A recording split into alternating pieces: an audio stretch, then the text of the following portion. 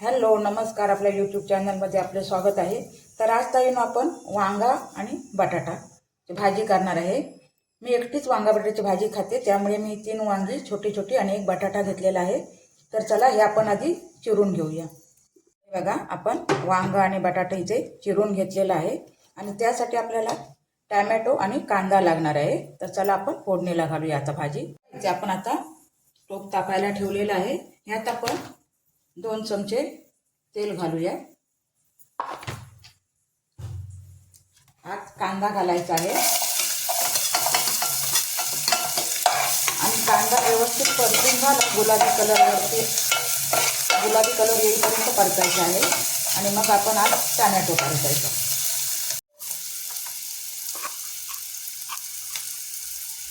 थोडासा हिंग टाकायचा आहे,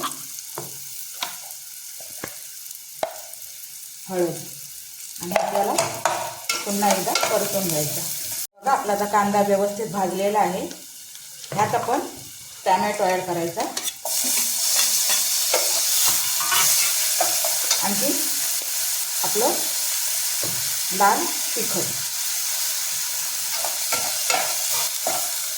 आता आपल्याला हे बघा वांगा आणि बटाट्याच्या फोडी टाकायच्या।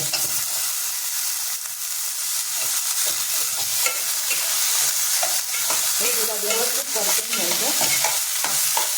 हे बघा, आपली व्यवस्थित असं वांगा आणि बटाटा परतून झालेला आहे।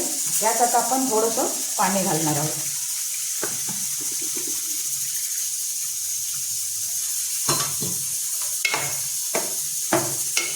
आणखी याला एक 10 मिनिटं आपण उकळी यायला देऊया। आपण आता बघूया आपली भाजी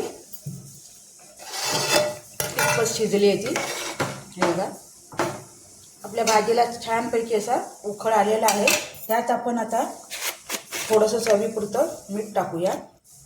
एवढ्याच टाकून घ्यायचं मीठ, नाहीतर नंतर मग लागत नाही ते व्यवस्थित। हे बघा, ह्याला आता आणखीन आपण 10 मिनिटं उकळी यायला देणार आहोत आणि मग यात आपण ओलं खोबरं घालायचं आहे। तुम्ही ओलं खोबरं घालता का दाण्याचं कूट, ते पण तुम्ही मला कमेंट करून सांगा। हे बघा, आपण ह्याला आतून 10 मिनिटं शिजायला देऊया। तर चला बघूया आपण आता भाजी आपली शिजली येत आहे।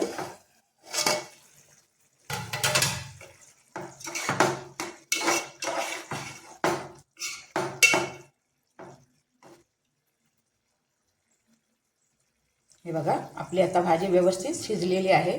ह्यात आता आपण ओलं खोबरं घालणार आहोत। भाजकं सुद्धा वाटण आपण घालू शकतो, पण मी ओलं खोबरं टाकणार आहे। हे बघा, आणि आता आपल्याला एक उकळी यायला द्यायची आहे की आपली झटपट अशी भाजी तयार झाली। तर हे बघा,